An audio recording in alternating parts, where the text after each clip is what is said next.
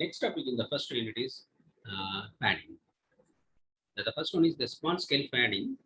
Small scale fading or simply fading is used to describe the rapid fluctuation of the amplitude of the radio signal over a short period of time or travel distance so that the large scale path loss effect may be ignored. Fading is caused by the interference between two or more versions of the transmitted signal which arrive at the receiver at slightly different times. These waves, called multipath waves, combine at the receiver antenna to give a resultant signal which can vary widely in amplitude as well as in phase, depending on the distribution of the intensity, relative propagation time of the waves, and the bandwidth of your transmitted signal.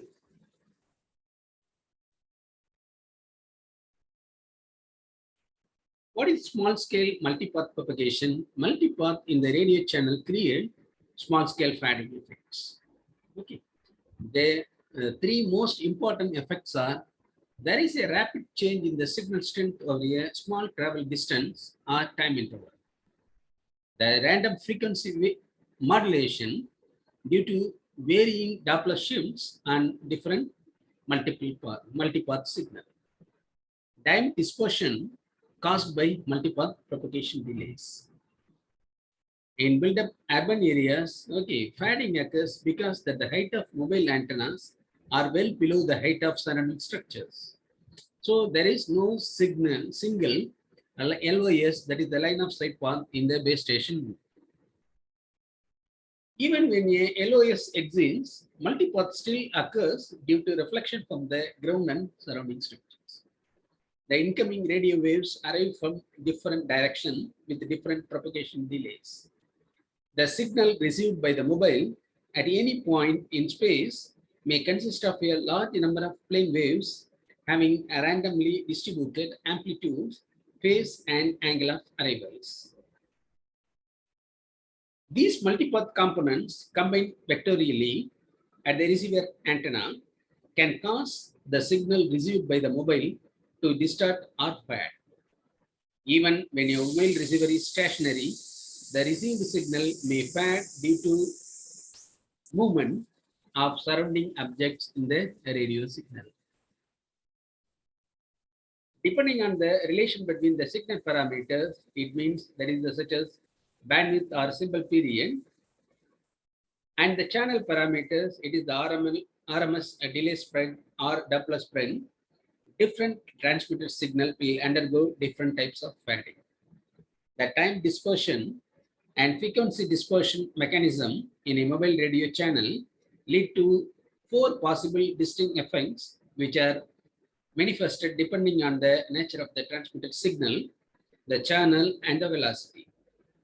While multipath delay spread leads to time dispersion and frequency selective fading, Doppler spread leads to frequency dispersion and time selective fading. The two propagation mechanisms are independent of one another. The figure shows the tree of your four different types of fading. Okay, for small scale fading, okay, it is the flat fading or otherwise the frequency selective fading.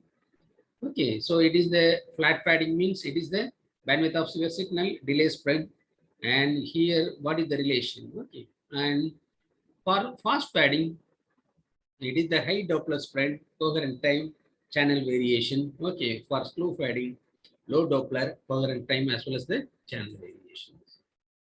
So what are the factors influencing the small scale fading? That is the many physical parameters, physical factors in the radio propagation channel influence small scale fading. These include the following. The first one is the multipath propagation. The presence of reflecting objects and scatters in the channel creates a constantly changing environmental that dissipates the signal energy in amplitude, phase, as well as in time. These effects result in multiple versions of the transmitted signal that arrive at the receiving antenna, displaced with respect to one another, okay, in time and spatial orientation. The random phase amplitude of the different multipath components cause fluctuation in signal strength, thereby including small scale fading as well as the signal distortion or otherwise lower. In multipath propagation, often lengthens the time required for the baseband portion of the signal to reach the receiver, which can cause signal smearing due to intersymbol interference. That the second one is the speed of the mobile. The relative motion between the base station and the mobile results in random frequency modulation due to different Doppler shifts on each of the multipath components. Doppler shift will be positive or negative depending on whether the mobile receiver is moving toward or away from the base station. As will be shown that the bandwidth of the channel can be quantified by the coherent bandwidth is related to the specific multipath structure of the channel. The coherent bandwidth is a measure of the maximum frequency difference for which signal are still strongly correlated with the amplitude. If the transmitted signal has a narrow bandwidth as compared to the channel, the amplitude of the signal will change rapidly, but the signal will not be distorted in time. Thus, the statistical small-scale signal strength and the likelihood the signal smearing appearing over small-scale distance are very much related to the specific amplitude and delays of the multipath channel as well as the bandwidth of your transmitted signal. Next factor is speed of surrounding objects. So if the objects of the radio signal are in motion, they include in a time varying Doppler shift or multipath component. Suppose if the surrounding object moves at a greater rate than the mobile, then this effect dominates the small scale fading. Otherwise, motion of surrounding objects may be ignored and only the speed of the mobile it can be considered. Next one, that the transmission bandwidth of your signal. If the transmitted radio signal bandwidth is greater than the bandwidth of the multipath channel, the received signal will be distorted, but the received signal strength will not fade much low over a local area. Many multipath channel parameters are derived from the power delay profile. The power delay profile are measured and generally represented as a plots of relative received power as a function of excess delay with respect to fixed time delay response reference. Power delay profiles are found by averaging instantaneous power delay profile measurements over a local area in order to determine an average small scale factor delay profile. Depending on the time resolution of the probing pulse, that the type of multipath channel studied, researchers often choose to sample at spatial separation of a quarter of a wavelength and over receiver moments no greater than some 6 meter in outdoor channel and it is greater than 2 meter for indoor channel, that the channel frequency is ranging from 450 megahertz to 6 gigahertz. That the next condition is speed of surrounding objects. You will visualize that. There is excess delay with the normalized received power. The small scale sampling avoids the large scale averaging bias in the resulting small scale statistic. That is the RMS delay spread. That is the maximum excess delay threshold level.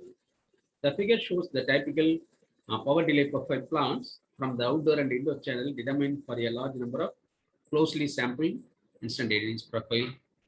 Some of the important parameters in mobile multipath channel are discussed. One is the time dispersion, coherent bandwidth, and the third one is Doppler spread and coherent time. So that the first one is the time dispersion parameters. In order to compare different multipath channels and to develop some general design guidelines for wireless systems, parameters which grossly quantify the multipath channel are used. The mean excess delay, RMS delay spread, and the excess delay spread are multipath channel parameter that can be determined from a power delay profile.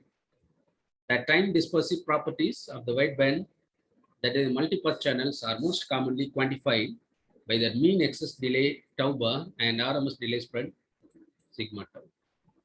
The mean excess delay is the first moment of the power delay profile and is defined to be, that is tau bar equal to summation of P Tk divided by summation of P of k. The RMS delay spread is the square root of the second central moment of the power delay. That is the sigma will be calculated from this formula. The maximum excess delay of the power delay profile is defined to be the time delay during which multipath energy falls to the excess delay below the maximum level. The analogous to the delay spread parameters in the time domain, coherent bandwidth is used to characterize the channel in the frequency domain. The RMS delay spread and coherent bandwidth are inversely proportional to one another, although their exact relationship is a function of the exact multipath structure. That the second important thing is coherent bandwidth. Okay, while the delay spread is a natural phenomena caused by the reflected and scattered propagation form in the radio channel, the coherent bandwidth is defined relation derived from the RMS delay spread. Coherent bandwidth is a statistical measure of the range of frequency over which the channel can be considered flat or otherwise.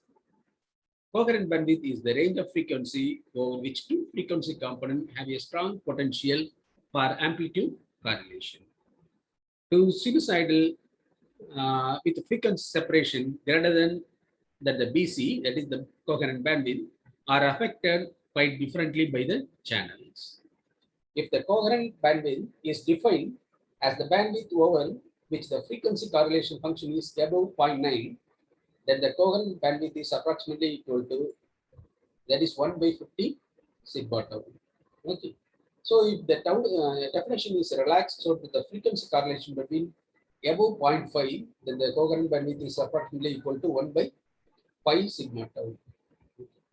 It is important to note that the exact relationship between the coherent bandwidth and the RMS delay spread does not exist, and the above equation are the ballpark estimates. In general, the spectral analysis techniques and simulation are required to determine the exact impact that the time-varying multipath has to particular transmitted signal. That the third one, Doppler spread and coherent time.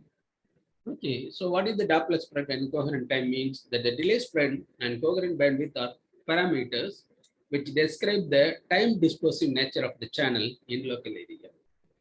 However, they do not offer information about the time varying nature of the channel caused by either relative motion between the mobile and base station or by the movement of objects in the channel.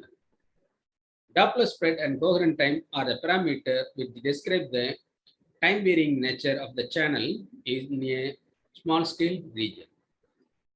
That the Doppler spread BD is a measure of the spectral broadening caused by the time rate of change of the mobile radio channel and is defined as the range of frequency over which the received Doppler spectrum is essentially non-zero. When pure sinusoidal tone frequency FC is transmitted, that is the received spectrum called the Doppler spectrum. Okay, we have the component that is the FC minus FD. Okay, R2 FC plus FD, whether FD is the Doppler shift. The amount of spectral broadening depends on which the function relative velocity of the mobile, that the angle between the direction of motion of the mobile and direction of arrival of the scattered waves. If the baseband signal bandwidth is much greater than the effect of Doppler spread are negligible at the receiver, this is a slow fading channel. That the coherent time TC is the time domain dual of the Doppler spread and used to characterize the time varying nature of frequency dispersiveness of the channel in the time domain. The Doppler spread and coherent time are inversely proportional to one another. That is, the TC is approximately directly proportional to 1 by alpha. The coherent time is actually a statistical measure of the time duration over which the channel impulse response is essentially invariant and quantifying the similarity of the channel response at different times. In other words, coherent time is the time duration over which the two received signals have a strong potential for amplitude correlation. So if the reciprocal bandwidth of your baseband signal is greater than the coherent time of the channel, then the channel will change during the transmission of the baseband message, thus causing distortion at the receiver. If the coherent time is defined as the time over, which is the time correlation function, is above 0.5, then the coherent time is approximately Tc equal to 9 divided by 16 into pi fm, where fm is the maximum Doppler shift. Okay, thank you.